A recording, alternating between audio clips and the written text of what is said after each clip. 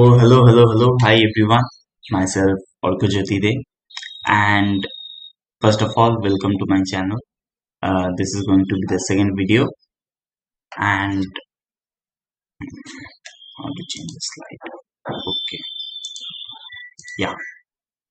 So, today's quote is we suffer more in imagination than in reality. Often you have heard this quote, but you haven't actually focused much on this quote. We suffer more in our imagination than in the reality because our in our mind we create such stories or such fears that make us to suffer. And today we will be diving deep into this quote. And coming to the next slide. Okay, how many times have you stayed up at night worrying about something that never happened? I have a real life experience regarding this. uh, it's the night before my JEE examination, mains, joint entrance examination, and the whole night I stayed up. I don't know, because of maybe anxiety or because of the scenarios I am uh, creating in my head. I was just lying in the bed and trying to revise the formulas, etc. And I won't be able to sleep. So this uh, happens because we imagine the worst case scenarios, and that's why when you will understand this thing, you will be able to cope up with situations, and you will be able to deal with stuffs and take your life a little bit lightly, not that much seriously. uh, Many yogis or gurus say that you are just a tiny speck of dust, and don't take your life too much seriously. Taking it too much seriously will become a hazard. And let's break it down and understand why our mind creates unnecessary suffering. Why one's mind would create unnecessary sufferings? Why one would harm itself for no reason? Why it will be done? So let's understand this thing, that why our mind plays such trick with us. So this quote was given by Seneca, a Stoic philosopher. Believe that most suffering isn't real. It creates by our thoughts. See, this is our natural instinct. This is a evolutionary process, a survival instinct to make thoughts in our mind before it happens. Because we have a natural tendency to do that and to actually predict what could have happened. If we won't be able to do this, then it will be difficult in ancient times to survive. Because suppose I will give you an example. The example, okay, suppose mm, our like ancient humans or ancient people are going to hunt an elephant. They have to think each and every each and every possible scenarios that what can happen to them, how they can tackle those situations. Otherwise they would go with a stick to hunt an elephant, and they would be killed instantly. So this is our natural instinct to actually make all the scenarios, to actually predict those things. But nowadays in our modern lives, it don't make that much sense. We are rarely in a situation where there is a life and death threat. In ancient time, it may be, but in modern times, it is not. We are rarely in a situation. So when we are not in those kind of situation, we exhibit our natural habit to actually think all the possible scenarios, all the bad scenarios, and to actually worry upon them, actually stress upon those things. So our mind exaggerates the fears, causing unnecessary stress. And like, what if we actually think of what if it would happen? What if that thing will happen? What if this thing will happen? But it actually haven't.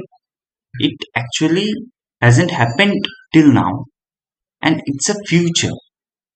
So the often the if what if question comes to your mind, you should ignore this because they are just rather scenarios that actual danger. Actually, our mind is creating them, and not they're not being created in the reality. So I have already discussed. Imagine you have a big exam or interview coming up, and you started imagine what if I messed up, and whenever you will think, nah, what if I will messed up? What if I won't be able to perform that good? And your mind will play upon this. Your body will react with stress, even though nothing has happened. See, you haven't appeared for that examination. You haven't appeared for that interview. You actually, the day before that, your mind comes with what if questions. And that thing creates a lot of stress, even though nothing has happened. Nothing has happened. Your examination is tomorrow or 1 month later, and nothing has happened in reality. But still, you are suffering in your mind. You are enduring the pain that your body is creating because of the stress, because of the pressure. But nothing has happened, right? So the reality is you are suffering from your thoughts, not actual failure. And you haven't actually failed in that interview or that exam, but you still suffer. You are still suffering, and you are thinking that I have failed, and all those hormonal secretions will go around your body. Uh, Suppose I will give you a very good example. That is, suppose you will close your eyes and will think that you are in a cold place. Everywhere around you is ice and ice. Snowfall is happening. And if you keep thinking like this for 20-30 minutes, you will start feeling cold. Why you are starting feeling cold? You are not in a cold place. You are you are having proper clothes. Still you are starting feeling cold. Because when we will imagine this, our body will think that we are in a cold place, and those specific hormones will be secreted, and you will start feeling good. There is a great experiment conducted. Uh, half a group of They have taken a group of bodybuilders and they have split it into 50-50. Half of them were kept separately, and other half, say team A and team B. Suppose team A, okay, suppose for team A, they are bodybuilders, right? They need to gym, they need to work out. For team A, they have been given every facilities for gymming, every facilities for workout, and team B, they have been told you will not work out, you will not do anything in these 30 days, but you will do mental workout. How? They need to close their eyes. For how many times team A will be doing workout, they need to close their eyes and they need to think that they are okay lifting those heavy weights, running in the ground, uh, doing push-ups. They aren't going to think all those things in their mind, and like that they are going to perform their workouts in the mind only, not in the reality. And at last of the like at after 30 days, it has been seen that for team A, they have grown their muscle, and team B, who haven't worked out, just they've imagined they are working out, they have gained a 70% growth in their muscles. How is it possible? Because the universe has made our body in such a way, the creativity, the artistics that our body holds is beyond imaginable. It's unimaginable, right? So, thinking all those things, you should be able to relate to this stuff. Next thing, that studies show that 90% of what is never become reality. See, this is a scientific figure that study shows that 90% of what is never become reality. So 90% of your stress is unnecessary, right? 90% of the imaginations of the scenarios that you build up in your mind is like fake. You don't have to make it. You don't have to think and so think that you are just overthinking for no reason. You are just doing it for no reason. 90% would never become a reality.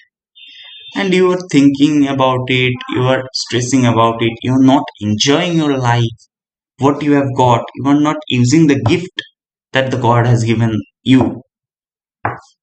And that is the thing.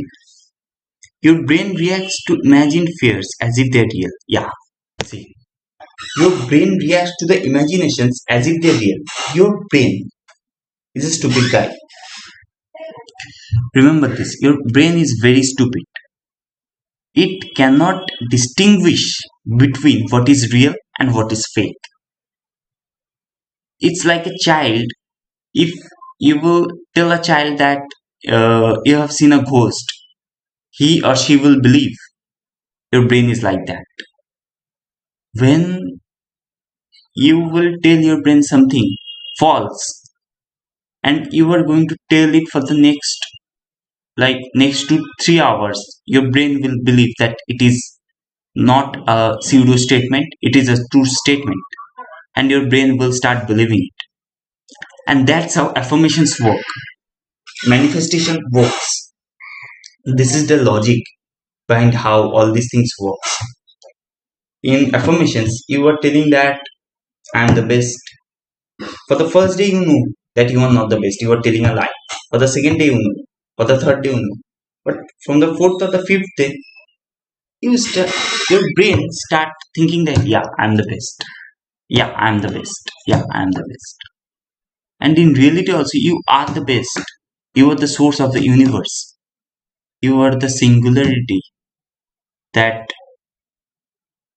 have been there before the Big Bang.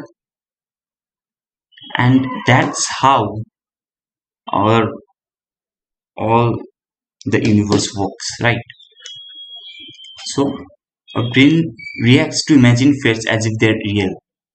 Whatever you will tell your brain, na, it will consider that as if it is real. If you think something positive, your brain will think that it is real. If you think something negative, your brain will think that. So let's uh, think something positive and let's dream big, because for the first 3 to 4 days your brain will resist that it is fake, but from the fifth or sixth day it will accept that it is real, and you will start transforming your life. And these fears, when the brain accepts that it is real, this triggers stress, anxiety, and unnecessary emotional pain. You will go through an emotional turmoil. You will go through a roller coaster ride in your life, which you don't need to be in, which you have created. You suppose you are in a open land and you have marked and small area around you, and you think there is walls around that small area. There is a room and you are enslaved, you are captured in that room, but that's open area and you are not actually getting out of that small area because you think there are walls, but there is nothing actually. And that's how you are making yourself worse, and that's how you are going through that unnecessary emotional pain, right? Can be the next slide. Okay, so how can we able to cope up with all those situations? There can be these 4 points. You can use these 4 points to mm, cope up with all the situations and start to stop for overthink and live your life as it is. Live your life, flow with the state of the life. You are not, you have sinned. Suppose you will throw a leaf in a river, it starts floating in the direction of the river. And if you are in a boat and the boats need to flow against the direction of the river, it need to very much work hard.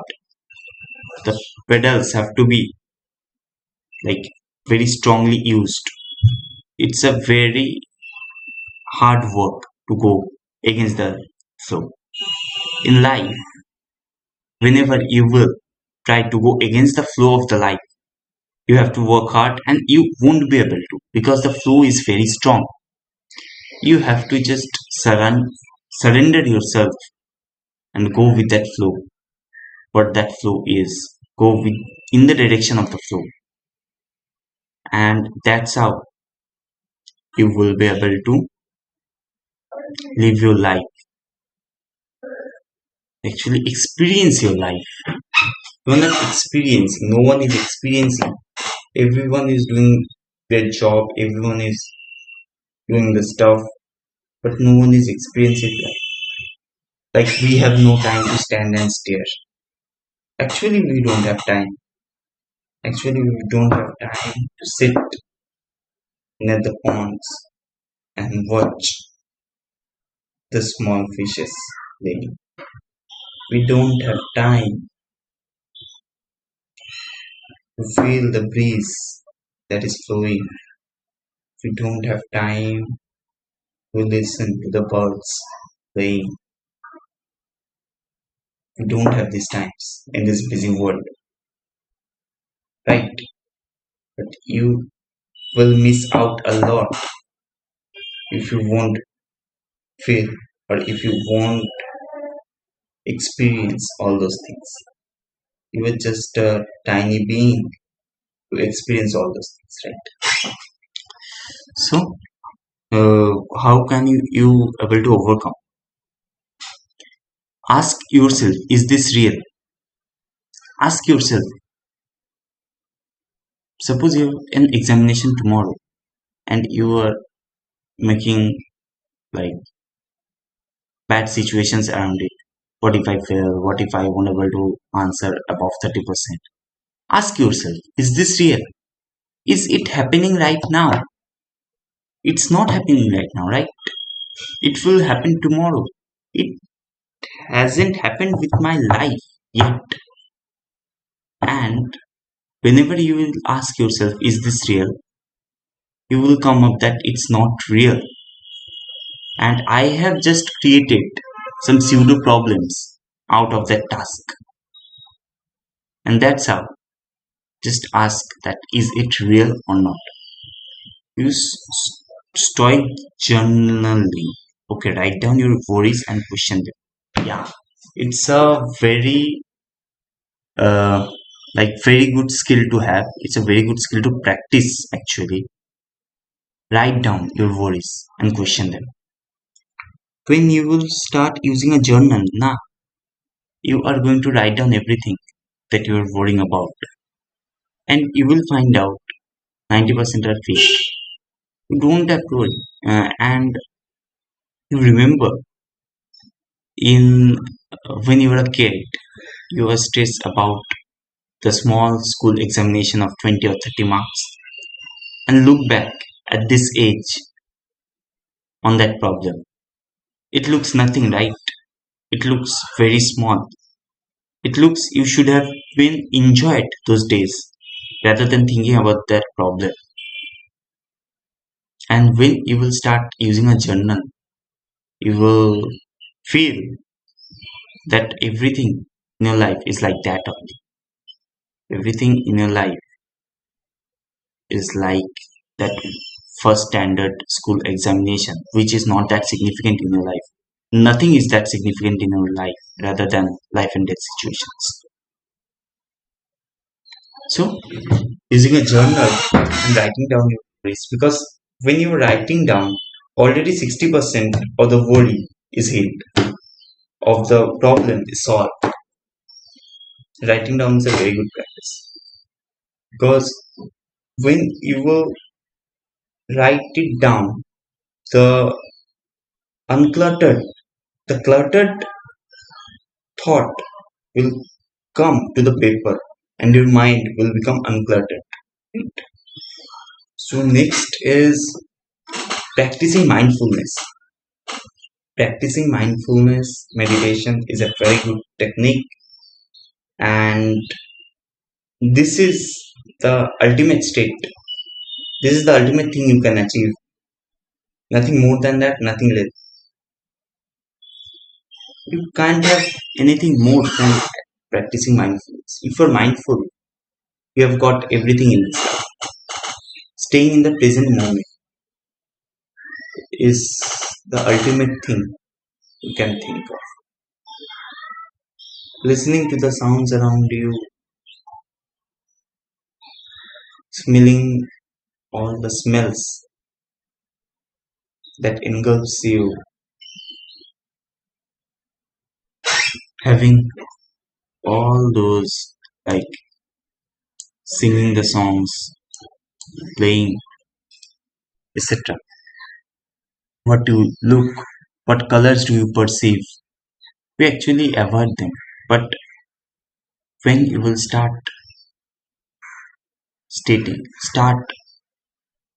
practicing mindfulness, you will think that you are in the present. You will be in the present and you will love that. And another thing you can do, reframe fear as preparation. Yeah, I often say that there is nothing called as failure. Either you learn or you succeed. And when you reframe failure as learning, you will be proud to fail. And when you are proud to fail, you are not thinking of the success or the failure. You will start enjoying the process. And when you will start enjoying the process, no one, literally no one, can be ahead of you. And you are enjoying the stuff that you are doing. That is the most important thing. तुम खुश हो ये सबसे बड़ी बात है अपने जीवन में.